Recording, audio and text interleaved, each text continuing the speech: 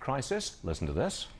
Listening to the spin coming out of the administration about the failure of the super committee and that the president knew it was doomed for failure, so he didn't get involved. Well, then what the hell are we paying you for? It's doomed for failure, so I'm not getting involved? Well, what have you been doing exactly? Well, that's pretty strong stuff. I mean, he's a direct and aggressive speaker, is he not? I live in New Jersey, by the way. A total lack of leadership coming from the president. That's what he said. Fran Tarkenton from OneMoreCustomer.com is right here. Fran, welcome back to the program. Well, thank you. What do you make of that? Well, you know, 3 years ago, we voted for change, and we got more of the same.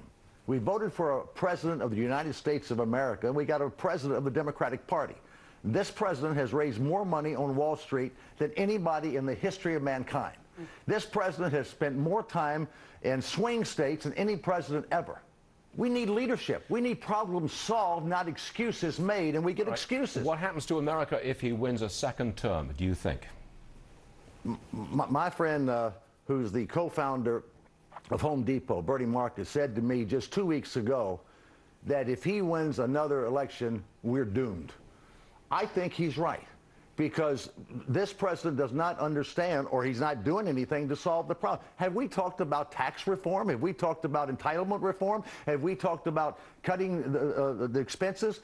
His own commission he put up there, Erskine and Bowles, came back with a $4 trillion cut. He ignored. We've done nothing. We've had nothing but demagoguery for the last 3 years, and the core problems that we face have not been addressed. And we're seeing Europe. We're not far behind.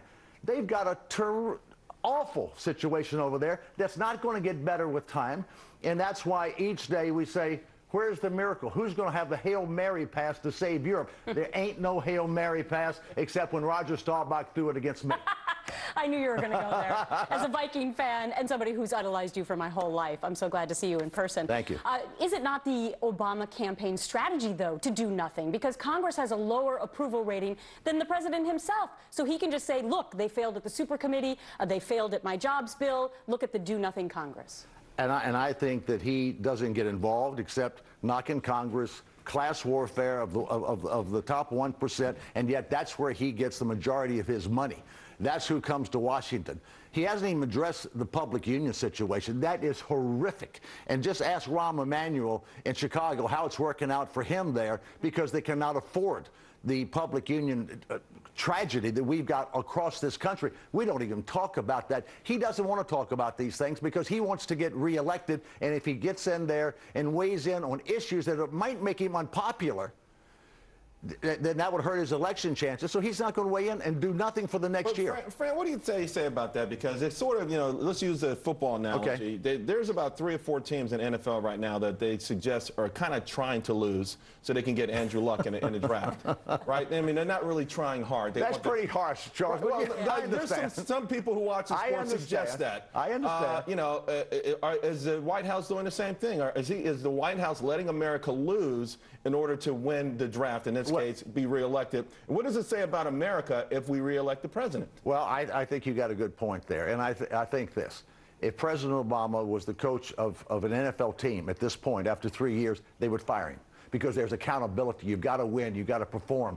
And that happens every day in CEOs of America and football coaches and so forth. And I think it's a strategy to get reelected. Unfortunately, that's also a Democrat and Republican strategy for all politicians. Right. Get elected at whatever cost. Right. Packers will win the Super Bowl, won't they? They will not. Why not? Because they don't run the ball and they don't play great defense. You've got to run the ball and play great defense. Their offense and their team, I love, but they're not good enough defensively. You know something about football, I believe.